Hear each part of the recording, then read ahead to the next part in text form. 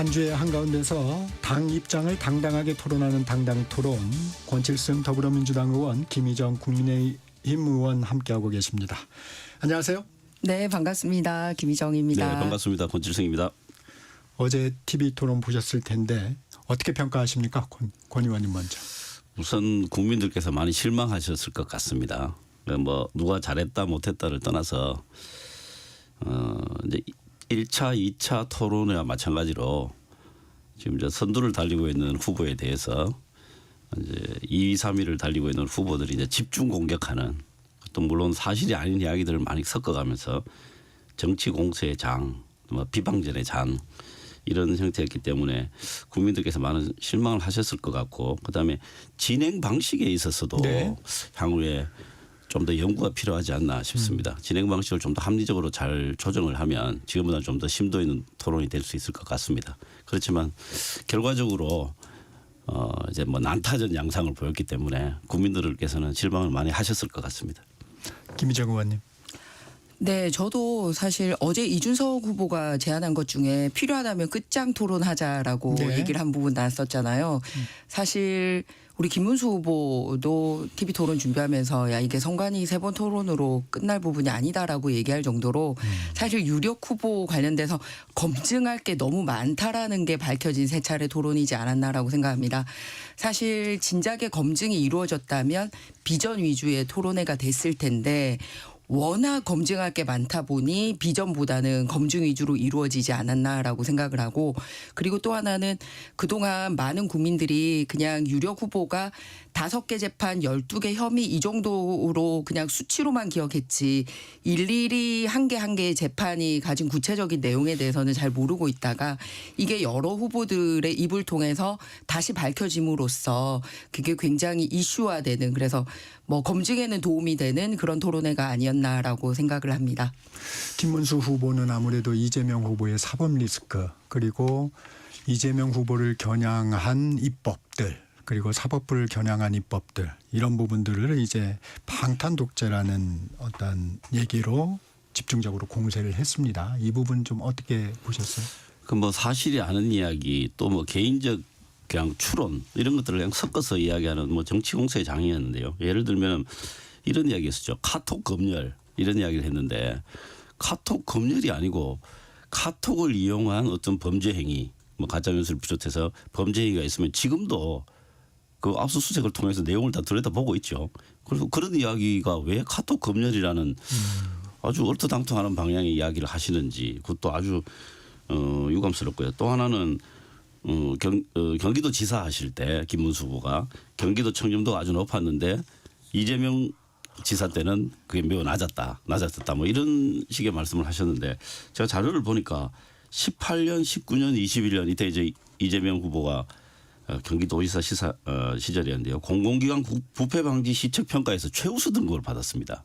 그러니까 20년은 넘는데요. 20년은 면제를 받았기 때문에 결과가 없습니다. 그래서 이렇게 명백한 사실관계가 있는데도 뭐 그 당시 그 현장에서 좀 확인을 하거나 자료를 가지고 반박하기 어렵다라고 하는 뭐 그런 약점을 파고들었는지 그런 식으로 이렇게 사실이 아닌 이야기를 하는 것, 이건 문제였다고 보고요. 그다음에 이준석 후보 같은 경우에도 이제 헌법 8조를 이야기하면서 정당 민주주의 이야기를 어제 했었거든요. 했는데 그거는 민주당이 할 질문이 아니고 국민의힘과 본인에게 할 질문이라고 생각합니다.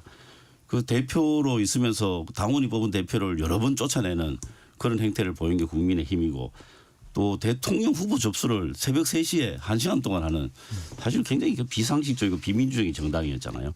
이런 행태에 대해서 지적을 해야 되고, 본인도 허은하 전 대표를 뭐 쫓아낸다는 말이 좀 그렇습니다만 좀 몰아내는 과정에서 굉장히 비민주적 행태를 보였기 때문에 그런 질문은 본인들 스스로 본인에게 또 국민의힘에게 던지는 게 맞는 질문인데 오히려 역으로 그런 질문을 하고 올가미를 씌운다는 게 굉장히 유감스러운 행태였습니다. 주목하신 발언을 말씀해 주셨군요. 사법 리스크에 대해서는 말씀을 안 해 주시네. 김희정 의원님. 예, 사법 리스크 사회자께서 말씀하셨으니까 그 부분 얘기하고 권 의원님이 말씀하신 부분에 대해서 저도 네네. 사실관계를 좀 설명드렸으면 합니다. 네. 이렇게 여러 가지 언급하시는 거 보면 아까 제가 말씀드렸듯이 검증할 게 많고 방어할 게 많고 변명할 게 많다라는 말로 요약이 됩니다. 사법 리스크 관련돼서는 사실 아닌 얘기다. 뭐 검찰의 무리한 기소다라고 그렇게 어제도 주장을 하시던데요. 그리고 증거가 명확치 네, 않다. 명확하지 않다라고 얘기를 해서 어제는 보다 좀 세심하게 언급이 됐었습니다. 예를 들어서 법인카드 관련돼서는 이준석 후보를 통해서 나왔던 얘기죠. 과일을 2,791만 원 사 먹으려면 2.5톤 정도 해당이 된다. 이렇게 많은 과일 집에 코끼리 키우냐 이렇게 얘기를 하던데 사실 과일만 언급했습니다만 이 실제 버카 1억 653만 원 이재명 후보가 이재명 후보가 쓸 수 있도록 나온 버카에서 쓴 걸 보면 심지어는 세탁비 270만 원도 들어가 있더라고요. 예. 그래서 아니 저는 지금까지 누구도 버카에서 세탁비까지 쓴다라는 거는 처음 봤습니다.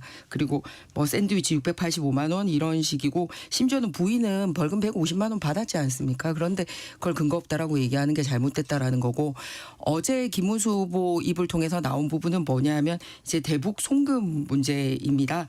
바로 이재명 후보 밑에 있었던 이화영 부지사 같은 경우가 쌍방울 등쳐가지고 이제 약 100억 원은 북한에 간 건데요. 이게 유엔 제재 관련된 내용을 보면 어느 것까지 금지를 하냐면 북한 노동자가 해외에서 노동을 하고 벌어들인 외화도 북한에 송금하는 거를 금지하고 있는 게 유엔 제재 내용입니다.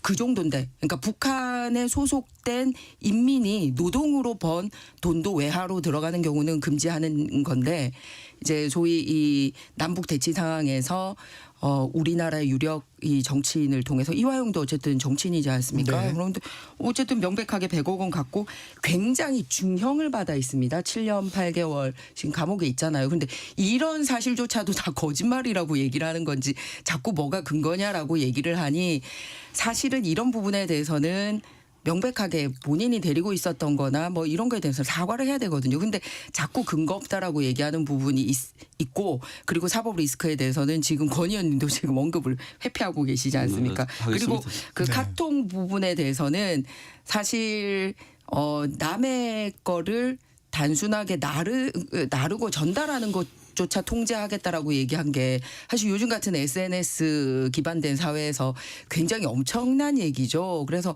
카톡 검열에 대해서는 온 국민이 붕괴했던 내용이기 때문에 이거는 카톡 사용하는 분들이 더 잘 알고 있는 내용입니다. 그다음에 경기도 관련된 부패 지수에 대해서도 근거 없다라고 말씀을 하시던데 김문수 지사는 16등이었던 이 청렴도 평가에서 1등으로 경기도를 올려놓고 이제 도지사를 퇴임을 하셨습니다. 그런데 이제 평가 지수가 김문수 지사 시절에는 1등부터 16등까지 이제 순서를 이렇게 매겼는데 그게 상당히 부담스러워서 그 이후에 광역시도는 이거를 5등급제로 바꿨어요. 등급제로 하면 자기만 잘하면 뭐 16등도 1등급 될 수 있거든요. 그런데 경기도가 이재명 지사 취임할 때는 2등급이었다가 5등 중에 3등급 했습니다. 이거 다 팩트입니다. 그런데 뭐 부패 방지 관련돼서 뭐 없다 이런 식으로 얘기하시니 당황스럽고 또 민주당 관련된 당원 당규는 어제 이준석 후보가 언급했던 부분은 뭐냐면 민주당이 당원 당규를 개정해서도 사실 이재명 독재를 공고히 했다라는 부분을 짚은 거였습니다. 네. 민주당 당원 정리를 해주시고요. 민주당 당원을 보면 사실은 기소되거나 이렇게 범죄 연루자는 당직을 못 받게 되어 있는데 그거를 이재명 후보 본인을 위해서 바꾼 거라든지 권력이 집중되지 않기 위해서 대권 당권을 분리하는 게 일반 정당의 룰인데 그것까지 바꿔서 이재명 후보가 이 권력을 차지하겠다라든지 이런 거를 어제 조목조목 지적을 한 거거든요. 근데 지금 와서 근거 없다라고 권 의원님이 근거가 말씀하시니 없어요. 권칠승 의원님 반론하시죠. 우선 이 전통적으로 정치 공세하는데 3가지 기법이 있습니다. 네. 하나는 침소봉대, 또 하나는 치고 빠지기, 마지막에 같은데 아니면 말고거든요. 지금 어제 이제 그런 거를 제가 그런 느낌을 많이 받았습니다. 뭐 과일 부분 이런 거 뭐 네. 몇 톤이냐 뭐 이런데 그 실무부서에서 어제 그 이재명 후보가 해명을 했죠. 실무부서에서 실무적으로 거래를 한 건데 자기는 전혀 모른다. 근데 왜 해필이면 저는 아마 전국의 기관장들 영수증 다 뒤지면 뭐 과일 거래한 것도 있을 거고 뭐 여러 가지 뭐 여러 가지 용품들 뭐 그렇죠. 이런 게 아마 있을 겁니다. 그런데 왜 이재명 후보 것만 뒤져가지고 그걸 이렇게 기소까지 했는지 이거에 대한 원천적인 문제 제기가 무조건 있어야 되고요. 그다음에 그 김혜경 여사에 대한 또 뭐 기소 벌금 이야기도 있었는데요. 그 10만 4천 원 아닙니까? 수백 건 압수수색해서 아마 그 동원된 검사들만 해도 아마 엄청난 숫자일 겁니다. 그래서 10만 4천 원. 이거는 행정부에서 예를 들어서 감사원에서 감사를 나와서 발견해서 이 정도 금액이 나와도 아마 직원들에 대해서 무슨 특별한 처분을 하지 않을 겁니다. 그냥 주의를 주거나 이 정도 수준일 겁니다. 그런데 이거를 기소를 하고요. 그다음에 카톡 내용도 제가 말씀드리겠는데요. 카톡에 나오는 내용들을 그냥 단순 전달한 걸 가지고 무슨 처벌을 하느냐. 그런데 그 전달의 내용이 굉장히 중요한 거죠. 그 전달하는 것 자체를 다 면책을 시켜준다면 아마 카톡은 가짜 뉴스나 여러 가지 범죄의 온상이 될 겁니다. 그래서 뭐 명예훼손이라든가 뭐 허위사실 이런 것뿐만 아니라 다른 여러 가지 사기와 관련된 그 허위 정보들이 돌아다닌다면은 또 그게 범죄를 구성하는데 여러 영향을 준다면 그건 당연히 그 수사의 대상이 되는 것이고 그 내용을 들여다보겠죠. 그리고 새로 하자는 것이 아니고 현재도 지금 그렇게 하고 있습니다. 그렇기 때문에 그 부분에 대해서 마치 그동안에 카톡을 무슨 성역처럼 보호하다가 지금에 와서 새롭게 카톡 내용을 들여다보겠다. 이렇게 이야기하는 것처럼 그 주장하는 것은 사실과 전혀 다르다. 이렇게 말씀드립니다. 한 가지만 제가 부연해서 여쭤보고 넘어가겠습니다. 그 김문수 후보는 계엄이 내란이다 하는 부분은 그런 등식에 대해서는 동의할 수 없다는 입장을 밝혔습니다. 그 부분은 좀 어떻게 보셨습니까?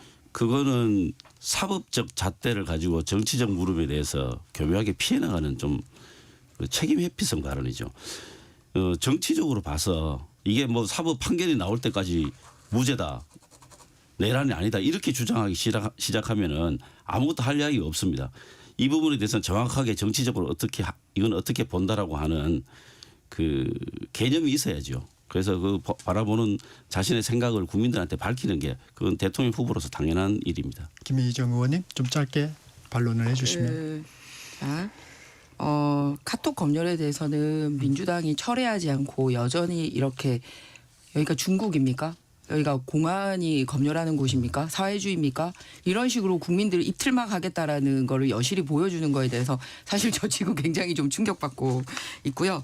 그다음에 이 법인카드 관련돼서 왜 이재명 후보 부인 것과 이재명 후보의 이 1억이 나눠졌는지를 말씀을 드리겠습니다. 이재명 후보 부인이 10만 원 쓴 거는 선거법에 해당되는 내용이고 선거법은 1년 안에 재판이 진행돼야 되기 때문에 일단 10만 원짜리 밥 먹은 것만 먼저 처리를 한 거고요.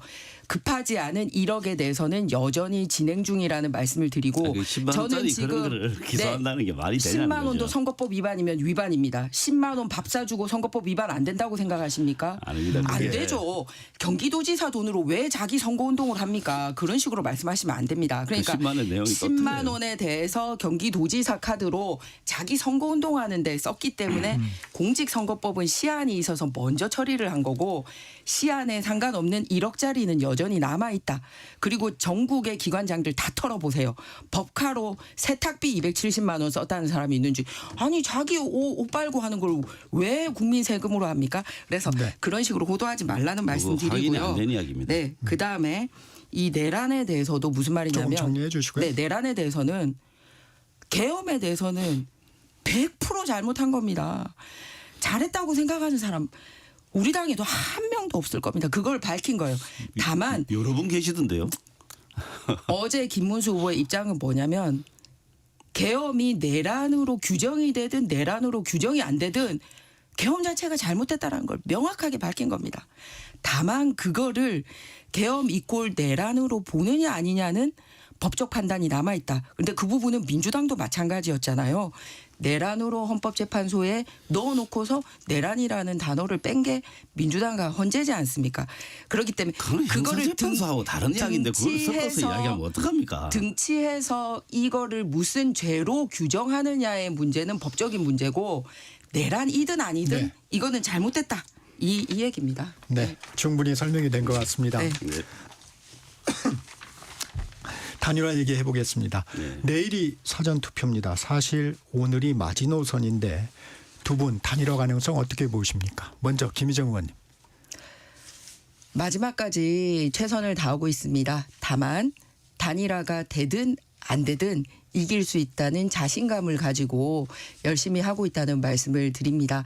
그리고 이제 그동안 빅텐트 얘기가 나왔을 때는 다만 이준석 후보님 한 분만 놓고 얘기를 했던 건 아니고 사실은 여러 부분에 대한 얘기가 있었는데 어제 사실은 단일화 중에서도 어떻게 보면 이준석 후보와 보다도 더 같이 가기 힘들었던 이낙연 전 총리의 지지가 있었던 게 굉장히 큰 성과지 않나라고 생각합니다. 사실 민주당의 뿌리를 둔 것으로 생각한다면 저기 새미래 민주당이 훨씬 이재명 후보보다도 민주당에 더 근간을 두고 뿌리를 두고 호남에서도 두텁게 지지를 받고 있는 상황입니다. 그런데 이 분들이 개인이 움직인 게 아니라 그 당의 대표로서 이제 이재명식 괴물 독재는 막아야 된다라는 그 충정으로 어제 전격적인 지지가 이루어진 거에 대해서는 굉장히 감사하고 이준석 단일화 못지않게 그 이상의 효과가 있지 않을까 그렇게 기대를 하고 있습니다. 권 의원님, 그 단일화 얘기와 함께 이낙연 상임고문의 행보 같이 좀 정리해 주시죠. 네. 국민의힘에서 빅텐트를 이제 꾸준히 주장을 해왔는데 이제 사실 어제부로 빈 텐트가 되었다고 생각을 합니다. 오히려 이제 단일화를 주장하면서 이준석 후보를 좀 키워준 게 아닌가라는 결과적으로 저는 그런 해석을 좀 합니다. 게다가 이준석 후보는 얼마 전부터 이 단일화에 대한 구애를 자기한테 유리하게 역이용하는 그런 국면이라고 저는 봅니다. 그래서 그게 어느 정도 또 성공했다고 생각을 합니다. 그래서 앞으로 남은 며칠 동안에도 아마 비슷한 양상은 계속될 것이라고 보여지고요. 그렇지만 결국 그 단일화가 이루어지지는 않을 것 같다는 게 제 판단입니다. 왜냐하면 어제 대국민 뭐 선언을 하듯이 긴급 기자회견을 했기 때문에 이 시점에서 저 정도 강도로 이야기를 해놓고 물론 뭐 본인으로의 단일화면 하겠죠. 해놓고 김문수 후보로 단일화를 받아들인다든가 하는 것은 기본적으로 있을 수 없는 일이고 정치인으로서 기본 도의를 어기는 수준까지 다시 말해서 이제 돌아올 수 없는 다리를 건넜다 이런 생각이 좀 듭니다. 그 다음에 과거 이제 안철수 후보하고 이제 많이 비교를 하지 않습니까? 네네, 그렇죠. 예, 근데 안철수 후보 같은 경우는 그 당시 여론조사상 윤석열 후보가 1등이었었죠. 그래서 지금은 김문수 후보가 2등을 하고 있잖아요. 그렇기 때문에 그 본인이 영입이 되는 그런 케이스가 아닙니다. 기본적으로. 그렇기 때문에 이준석 후보는 그 당에 국민의힘에 있다가 사실 쫓겨난 대표이기 때문에 지금 영입도 아니고 사과를 하면서 다시 화해를 해야 되는 그런 그 모양새이기 때문에 안철수 다르다. 후보가 영입되는 거하고는 완전히 상황 자체가 다르고 훨씬 더 어려운 코스가 남아있기 때문에 저는 지금 남아있는 일주일 정도 시간 안에 단일화가 될 가능성은 거의 없다고 생각합니다. 네, 김희정 의원님. 안철수 의원님 말씀 나와서 그런데요. 정치권에 도는 얘기가 있습니다. 안철수 의원님이 지지하는 후보가 당선된다. 네, 박원순 시장님 그랬고요. 오세훈 시장님 그랬고요. 윤석열 대통령님 그랬고요. 그런데 단일화를 철회하는 이제 문재인 당시 후보 낙선하고 그랬었습니다. 그래서 본인이 선수를 안 뛰어도 안철수가 양보하거나 지지하는 사람은 당선되더라. 그래 이번에 안철수 의원님이 역대 어느 선거보다도 열심히 김문수 후보 지지하는 거 보니까 당선될 것 같다라는 안철수 의원님 말씀 나와서 이 여당까지 같이 말씀을 드립니다. 이제 사실 이낙연 상임 고문에 대해서는 말씀을 좀 피하시는 느낌을 받았는데요. 어제 본인 워딩에서 그 이낙연 그 고문님 같은 경우는 이제 기자 출신이셔서 그런지 기자회견문을 직접 쓰셨다 그러더라고요. 그런데 사법부를 공격하는 정치, 국회를 장악해 일방통행하는 정치, 1인 독재, 괴물 같은 1인 독재가 된다라고 경계를 했습니다.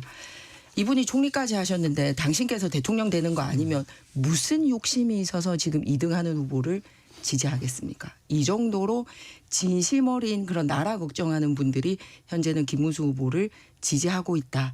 그래서 특히 2대째 민주당을 하고 있다라는 것까지 하면서 본인이 훨씬 더 민주당의 근간이고 뿌리임을 강조했습니다.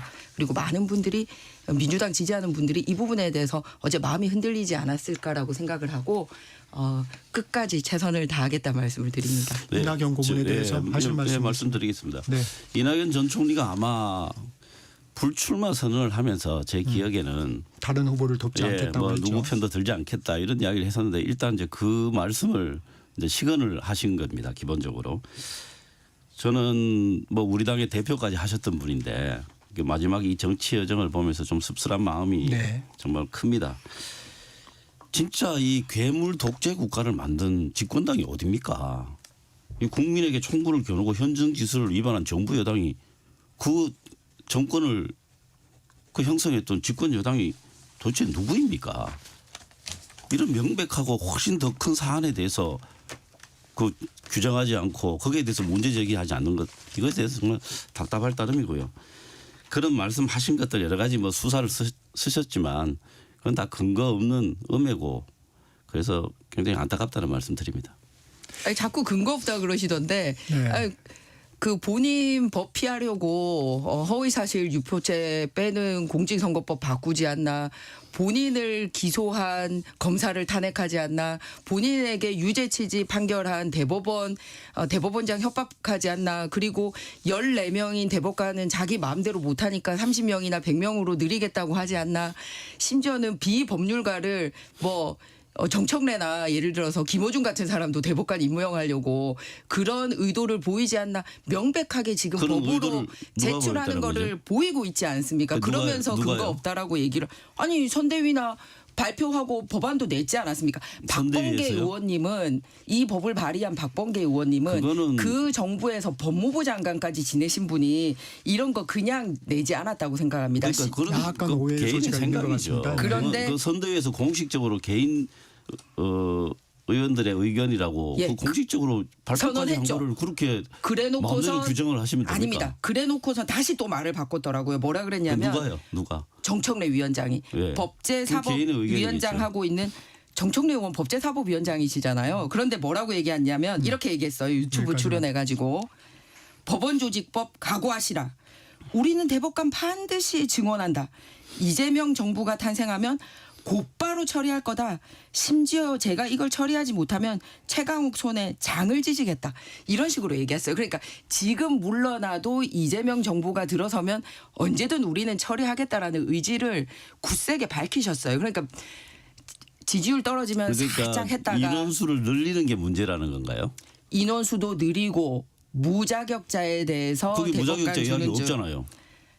인원수 그 늘리면서 무자격자로보다 자격 제한을 완화한다 이런 의미가 거기 자격 제한- 정청래 의원 이야기에는 그런 게 없는데요. 자, 스토리 라인을 보세요. 자격 제한 아니, 그러니까- 완화하겠다라는 걸 그러니까 팩트를 명확하게 이야기하셔야지 라인이나 추정으로 그렇게 중요한 부분들을 그렇게 넘어가면 안 되잖아요. 지금 논의하지 않고 검토하겠다라고 미뤘지 철회하겠다라고 그거 다 말씀하신 본인 적이 생각이잖아요. 없습니다. 아니요. 제가 워딩을 그대로 불러드린 겁니다. 아니 그리고 자격 제한이나 이런 데 대한 워딩이 없잖아요. 이 부분은 조금 양측의 의견이 대립을 하는데 예를 들면 30명으로 대법관을 늘리는 안에 대해서는 선대위 총괄본부장도 예를 들면 추가로 검토해 보겠다. 그렇게 얘기를 공식적으로 했습니다.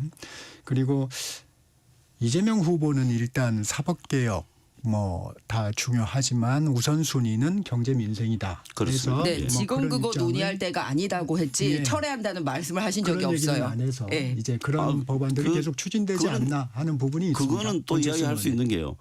그 대법원에 사실은 이 사건이 굉장히 지연이 되고 판결이 늦은 거에 대한 문제 제기가 굉장히 많았습니다. 옛날부터. 그래서 대법원 판사들의 숫자를 늘려야 되는 거 아니냐라고 하는 이야기 자체는 그리고 이제 새로운 법원을 만드는 문제 이런 것들에 대한 그 논의는 옛날부터 있기는 있었던 이야기입니다. 다만 이제 자격 제한에 대한 문제는 이번에 새로 나온 이야기죠. 그래서 그 두 개는 나누어서 이야기를 해야 됩니다. 예전부터 있었던 이야기와 새롭게 나온 이야기를 섞어서 이야기하면은 그건 토론이 안 되죠. 네, 아니요, 두 가지 여기까지. 답니다. 저 자격 제한의 부분에 대해서도 명백하게 철회하고 그런 걸 안 하겠다고 밝히시지 않고 지금 그거 논의할 때가 아니다라고 미루는 뉘앙스를 했다는 거고요. 이게 어떻게 되냐면 그 동네 병원이나 이런 데서는 의사한테 치료를 받아도 상급 수술하게 되는 병원에 가서는 의사 아닌 자에게 수술 받아도 된다는 얘기하고 똑같은 그래도 거거든요. 이게. 김희정 의원님이 일단 선대위 차원에서 지금 나온 뉴스로는 선대위 차원에서는 철회를 했으니까요. 그렇게 넘어가도록 하겠습니다.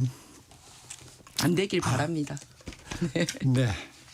이 두 분이 하도 뜨겁게 말씀을 하시니까 주제를 좀 바꿔보겠습니다. 국민의힘 상황을 좀 보겠는데요. 한동훈 전 대표가 김문수 후보와 동반 유세도 하고 친한계 인사가 대거 선대위에 합류해 단합 행보를 했습니다. 그런데 대표적인 친윤 인사인 윤상현 의원이 공동선대위원장에 임명되면서 선대위가 또 삐그덕거리고 있습니다. 김희정 의원님 이거 어떤 상황인가요? 일단 지금 주로 최다선 의원님들이 각각 이제 지역이 여러 군데 흩어져 네. 있습니다. 그런데 네. 이제 빠지신 의원이 있다 보니 이제 인천 중심에서 열심히 선거운동을 하기 위해서 선대위원장을 맡고 싶다는 뜻을 피력을 했고 그 부분에 대해서 그냥 여러 최다선 의원님들이 다 들어와 있으니까 그런 관점에서 임명한 걸로 알고 있습니다. 그런데 이 부분에 대해서 크게 부각하는 것은 뭐 그렇게 한 명에게 권력이 쏠리는 현상은 아니다. 그런 말씀을 드리고 근데 싶습니다. 윤상현 의원이 가지는 상징적인 의미가 좀 있지 않습니까? 어떤 상징적인 그러니까 의미가 이제 윤석열 전 대통령과의 관계 이런 부분에 있어서 어제 후보가 그 부분에 대한 질의를 받고 한 게 있습니다. 뭐냐면 관계가 있어야지 절연이 될 텐데 관계 자체가 없는 사람 보고 뭐 절연하냐 마냐라고 묻는 게 이상하다라고 얘기할 정도로 지금 우리 김문수 후보님과 윤석열 대통령과는 관계라고 할 게 없습니다. 그리고 이미 탈당했습니다. 그리고 탄핵 처분을 받았습니다. 정치적으로 역사의 뒤안길로 가는 분입니다. 그런데 자꾸 그분 얘기를 꺼내는 게 이제 이재명 후보인데요. 많은 국민들은 역사의 뒤안길로 윤석열 대통령이 역사의 뒤안길로 가듯이 그분과 함께 정치적인 몸집을 키운 이재명 후보도 후보 사퇴하고 가야 되는 게 맞지 않냐라는 게 시중 여론이란 말씀 드립니다. 마지막으로 이 사안 어떻게 보고 계신지 권칠수 의원님. 윤상현 의원은 이 계엄 이후 내란 사태 때 굉장히 중요한 역할을 하신 분입니다. 우선 이제 보도에 하면 이런 말씀하셨죠. 탄핵에 반대해도 1년 지나면 다 찍어준다. 이런 이야기를 하셨다고 하대요. 그런데 제가 분명히 말씀드리고 싶은 것은 1년이 안 지났습니다. 지금. 예, 그래서 국민들이 다 기억하고 계실 거고요. 오히려 이제 단일화 국면 이후에 이 당권에 대한 어떤 이야기들을 지금 본격적으로 내부 다툼을 하는 게 아닌가라고 보입니다. 왜냐하면 이 윤상현 의원이 복귀를 했다고 하는 것은 그 뒤에 윤석열 정리를 해주셔야 대통령의 될 것 뜻이 같습니다. 있다고, 예, 대통령의 뜻이 있다고 볼 수밖에 없고요. 내란 동조를 사실상 가장 선두에서 선동했던 사람입니다.